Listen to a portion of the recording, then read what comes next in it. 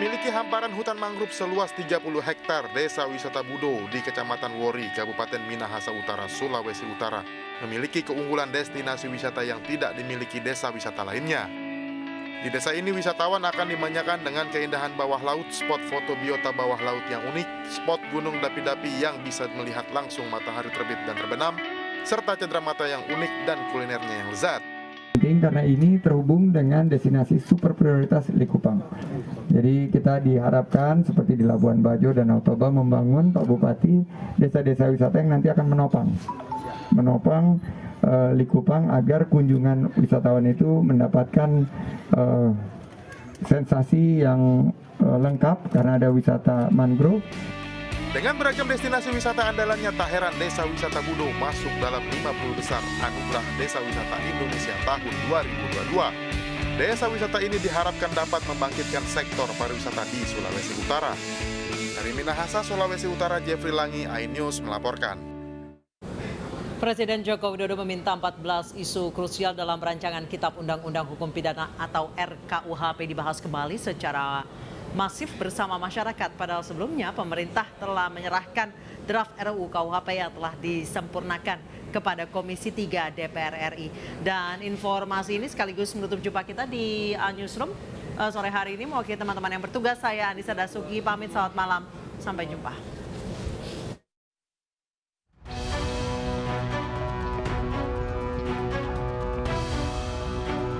Setelah pemerintah menyerahkan revisi RUU KUHP ke Komisi 3 DPR RI, kini rancangan KUHP tengah digodok oleh legislatif dan eksekutif. Di tengah pembahasan yang sudah nyaris mencapai final, Presiden Joko Widodo meminta 14 isu krusial dalam RKUHP dibahas kembali secara masif bersama masyarakat. Selanjutnya, Kemenkominfo yang ditunjuk memfasilitasi diskusi terkait RKUHP. Dan KUHP itu sampai sekarang itu merupakan masalah besar, rumit, dan sebagainya karena menyangkut banyak hal. Sudah dibahas 59 tahun dan sudah hampir selesai, tapi Presiden meminta agar dilakukan lagi sosialisasi untuk memastikan bahwa publik setuju, publik paham gitu ya terhadap itu semua, karena ya hukum seperti KUHP itu nantinya akan menjadi cermin kehidupan masyarakat dan pedoman kehidupan masyarakat dalam hukum pidana. Jadi intinya kami akan sosialisasi melalui dua jalur. Satu, dengan DPR kami akan membuka hearing terbuka, kemudian kami akan proaktif berkunjung dan mengundang puak-puak masyarakat yang mempunyai concern dengan 14 masalah yang masih terjadi. Keterlibatan masyarakat dalam penyusunan RKUHP sangat penting, mengingat RKUHP akan menjadi pedoman dan aturan hukum pidana di tengah masyarakat.